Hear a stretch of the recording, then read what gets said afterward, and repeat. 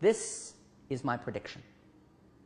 It's a folded playing card with a paperclip on it, and I took this card from another deck of cards, actually about a day and a half ago. Took it out, folded it up from another deck, and put a paperclip on it.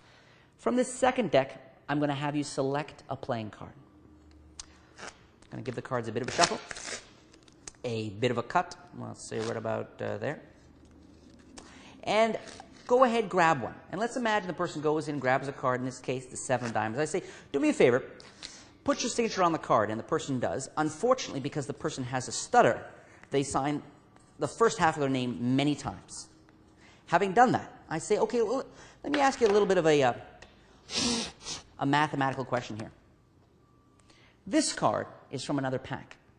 What are the odds that it is also a 7 of diamonds? What's the mathematical probability that this card is also a 7 of diamonds? What are the odds? And sometimes they know, sometimes they don't know. I say, actually, the odds are 1 in 52. With the jokers, of course, it's overall 1 in 54.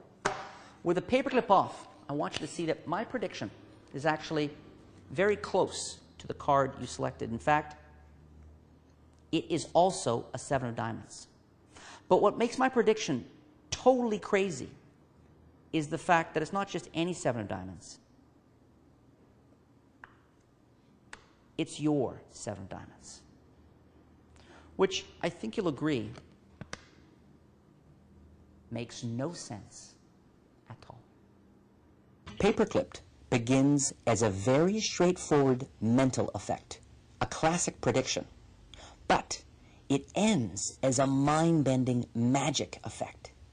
And yet the performer has still fulfilled the premise of his original prediction, sort of. Things feel like they have come full circle, but considering the folded card has remained in full view from the very beginning, it's also as if things have gone nowhere. Nothing has changed. Instead, things have only been revealed. So, the underlying sense of the experience being circular is not shattered, but deepened. From the start, the performer undeniably establishes that the selection and the prediction are 2 separate things. But at the end of the effect, that space-time distinction collapses. And yet, it all still feels like it makes sense. It's a paradox as lean and as sharp as a razor. There is a duality, a two-sidedness to the paperclipped effect that makes it especially powerful. It reminds me of a 2-card transposition. As the climax registers, the spectator's mind jumps one way towards a possible explanation of the effect, but hits a dead end.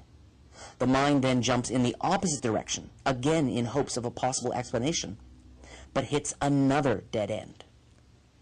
This experience results in a total shutdown of the puzzle-solving process. Only the emotional reaction and the verbal expressions remain. Only awe. Nothing else.